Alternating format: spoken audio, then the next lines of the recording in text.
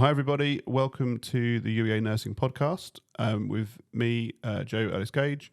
And today we have a Meet the Lecturer episode with Ellie. Hi, Ellie. Hi, Joe. How are you? Yeah, very good. Thank you. Thanks for coming along to introduce yourself to everybody and tell them all about your past and your future and whatever else you want to tell us. Exciting. Thank you for inviting me. That's all right. So, first of all, who are you? Tell me who you are and what you do. So my name is Ellie Taylor. I'm one of the lecturers for the Children and Young People's Nursing Programme here at UEA. I've been in post it's my year anniversary today, actually. Oh, is it? Since I've started working at the UEA. So Oh, that's good timing. Cool. I know. Oh, well, happy anniversary of joining. Thank you.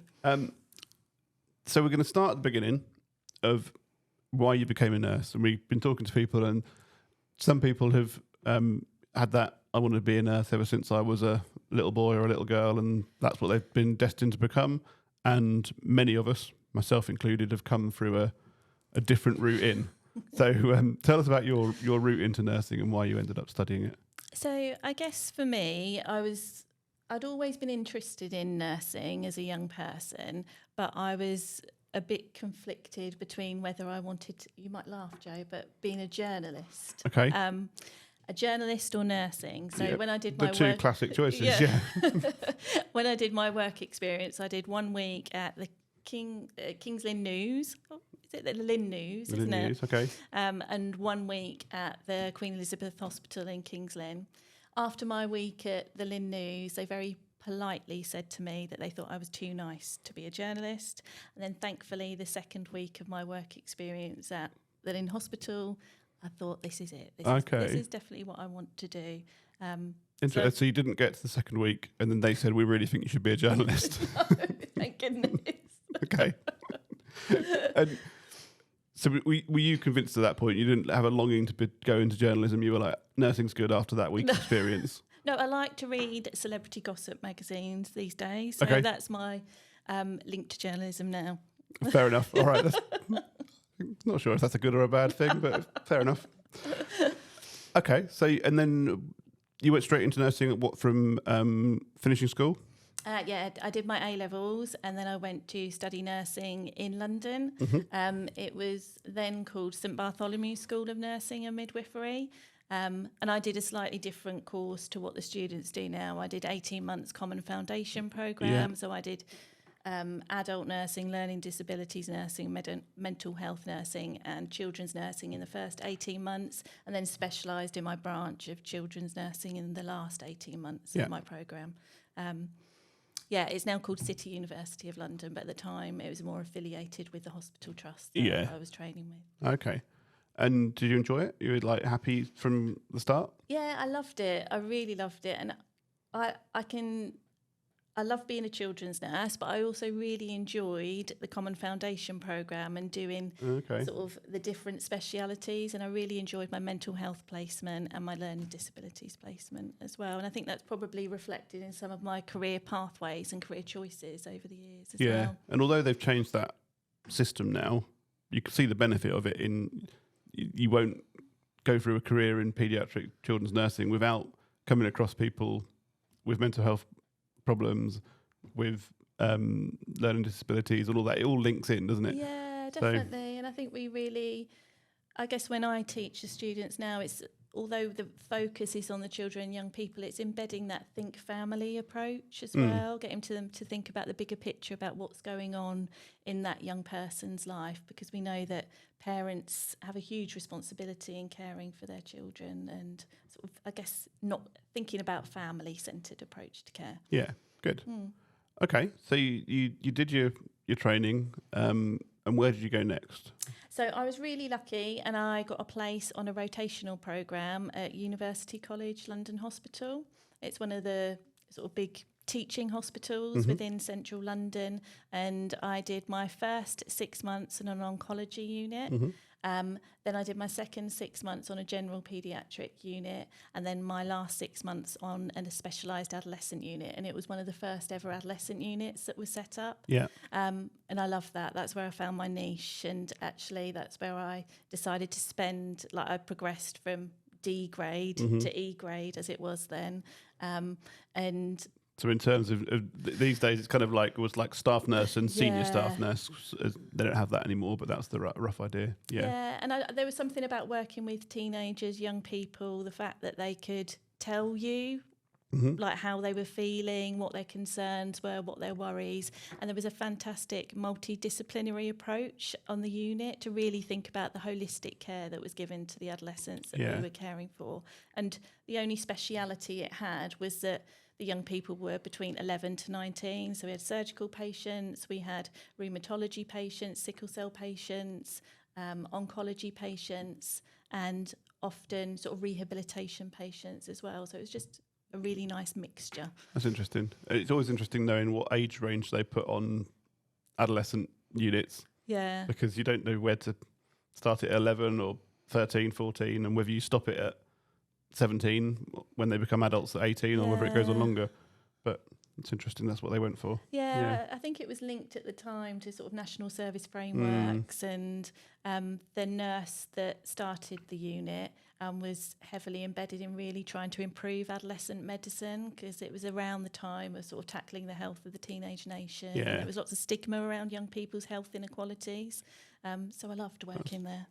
And would you have known that's where you wanted to work when you were doing your training? Like, did you have an inkling that adolescent transition and all that sort of stuff would be your area or not? No, not hugely. I loved working. I did like working with younger children, but I always thought I would end up in sort of oncology. But my first 6 months in oncology unit, I enjoyed and I learned a huge amount. But I thought that's not where I want to spend the rest of my career. So it was nice on the adolescent unit that we did get some oncology patients, but it wasn't specialised. It wasn't all you had to do. Yeah. Yeah, because often we get students who feel like they need to know what they're going to do. By the time they finish their program, they're like, I'm not really sure where I want to work. And kind of, that's all right. Yeah. You'll find out. That's the beauty of nursing, because I've had many different, as I'm sure I'll explain to you, sort of like different career opportunities, and you can do something for a period of time, but then you can do something different as well. There's always something new to learn, I think, and something new to do. I've made the most of that. Yes, Yeah. me too. Okay, so what did you do? What happened after that? So I made the progression to sort of senior staff nurse on the adolescent unit, and then I've got a bit of a calling to sort of working in community, and I'd always had an interest in sort of public health and health inequalities. So I made quite a radical decision to go from senior staff nurse back down to sort of a junior band 5, not newly qualified but experienced staff nurse in the community, working as a school nurse. I never undertook my specialist qualification in school nursing. It was more a community nurse with a public health sort of focus, working in schools in Westminster in London. And that was again really interesting in terms of the communities that you work with, because I think a lot of people think that Westminster is a very affluent area because it's where lots of rich people live, but there's real divide in terms of lower socioeconomic groups, huge diverse population, and then some there are some very rich people that live there. Yeah, but there's like pockets of deprivation as well, and probably really different than doing community nursing in Norfolk. Yes. Yeah, like the complete opposite of how it's all laid out and how you do everything. Yeah, okay. So I did that for probably, I think it was about 2 years, and I learned a huge amount in terms of safeguarding, public health, health promotion, child development. I was at around the time that they started introducing the National Child Measurement Programme and also the HPV vaccination. So there was lots of controversy at the time around sort of HPV vaccinations and sort of consenting young people to it doesn't seem to be, everyone's kind of got past that now, but there was a lot of controversy and worry about it at the time, wasn't there? Yeah, and healthy schools agenda was a big thing at the time. So quite an interesting time to be working in that role then, I suppose. Yeah, definitely. I loved it. I did love it, but I found, for me personally, I wanted to do more skills-based nursing. And then I made the... Do you want to say my next one? Yeah, go on. Tell me where next. So then, again, I feel like I've been really privileged in a lot of the roles that I have done. I was appointed to be an adolescent nurse specialist, working quite closely with the Department of Health on the Teenage Health Demonstration site in Hackney. So we were chosen, there was 4 areas within the UK that were chosen to really try and improve adolescent health. And Hackney was chosen as sort of an area of high deprivation within the city. And we developed a young people's health service, like a one-stop shop for young people, and they could access. It was a bit like a GP, but a GP for young people. Yeah. And actually, after a period of time, it became a nurse-led service, and there was no GPs that worked within the service. So I did my training in contraception, sexual health. We were able to offer vaccinations. We had close links with dietitians, CAMS, child and adolescent mental health services, youth offending, careers, connections. It was a brilliant. So it had everything that you needed for, like, they needed, all in kind of one service. And the beauty was we didn't call most of the young people that did access was primarily around sort of sexual health needs and contraception. Yeah. But because we were labelled as a general health service, they were able to come to us and not have the stigma of attending a sexual health service, because a lot of the research, a lot of the evidence says that young people don't like to go somewhere where they might see their friend who someone's going to watch them go in, or and it was very, we did a lot of work around the You're Welcome quality criteria, making the services young people friendly, and we had huge involvement from local young people in the community to make sure that they were services that they wanted to attend. That sounds like a really good service. And so how long were you there for? I was about 7 years. Then I had my children, and things sort of change, and I was then offered an opportunity to start lecturing at City University, So where back I to did where my you'd started, and again, I love that. That was a brilliant opportunity, and I guess sort of I learnt a whole new skill set in terms of teaching and education. I did that for 3 years, did my master's. I was primarily involved in the BSc, Children and Young People's Nursing, or it was Children's Nursing then. We've only recently made the transition to Children and Young People's Nursing, haven't we? So my role initially was to try and think about how we expand placements and thinking about non-conventional placements for child nursing students. And I managed to get quite a few placements within an independent sector, so private hospitals for some of the students. That was really well evaluated, and more community type placements as well. Interesting. And then you didn't come straight from one university to another. No. You went elsewhere in between. Yeah, so at that point, I guess sort of family, we decided to relocate from London back to Norfolk, because I'm from Norfolk and grew up here. And everyone I think comes back to Norfolk's Norfolk. a wonderful place to... People either never leave or they always come back, So we relocated, and at that point, an opportunity for a safeguarding nurse came up working within Cambridge and Peterborough CCG, which then transitioned to the Integrated Care Board. So I was acting as a deputy designated. It's a very long title. It's one of the longest titles in the world when I had to introduce myself in meetings. Deputy designated nurse for safeguarding children for Cambridge and Peterborough Clinical Commissioning Group. Oh, that's pretty good. Yeah. That's pretty good for a long title. So again, I've found, I don't know how you felt, Joe, but I've found every role that I've done, I have learned a huge amount, and different skills that you can then transfer to future roles that you're doing. That are all really useful for what you're doing now. Yeah, exactly. In my role as a safeguarding nurse, safeguarding was the focus, but we also had to do a lot of quality assurance, sort of quality visits, making sure that services were delivering on the services that they were commissioned to do. And I've just delivered a workshop this morning with the MSG students about quality improvement. So another string to your bow, another thing that you've been involved in. Yeah. Okay. And then you came over to us 1 year ago today. Yes. And what do you like about working at the university? Well, I love the people, obviously, the team that I'm working with. I think the Children and Young People's Nursing team is a really close, cohesive unit. And I think the way that we're able to support students, there's a really robust support around the students that study at UEA, and lots of initiatives in terms of the advisor. I really like the programme that we deliver, and the way that health promotion and health inequalities is a real focus at the very beginning.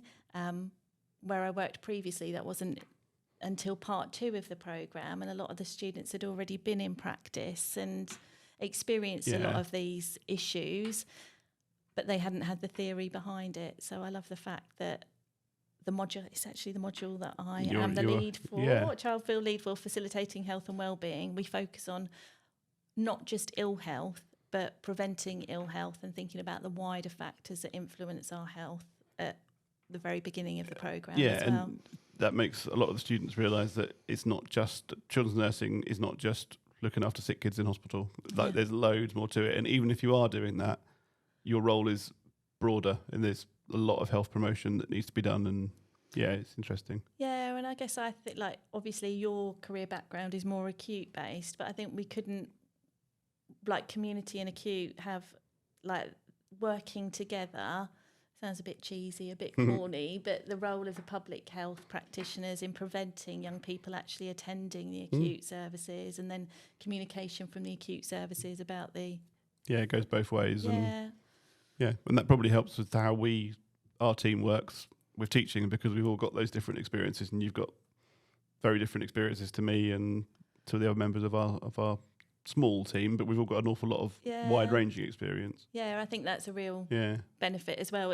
We've got so many diverse career backgrounds, haven't we? And I think the students really appreciate that we try and tailor the teaching based on our specialist knowledge as well. And if one of us knows something about something more, we can get involved and teach it, or at least support the person in preparing for it, or whatever it might be. Yeah. Right, one more question for you before we wrap up. If you had a new student with you right now, just ready to start the course next week, what would your piece of advice for them be? What would help them get them through the next 3 years? I think that's a really good question. And my personal experience, and what I would probably say, is try not to compare yourself to other individuals. Just focus on yourself. I think as long as you are doing the very best you can do, no one else can ask any better of you, and just do your best. Perfect. Thank you very much. Okay. All right. Thanks for watching. Hopefully you enjoyed this and you know a little bit more about Ellie. If you enjoyed it, please like the video, click subscribe so you get alerts for more videos when they come through. And you can add any comments or questions below, and have a look around, because there's a lot more Meet the Lecturer videos available on the site. Thanks very much. Thank you. Thank you. Thanks, Joe. Bye.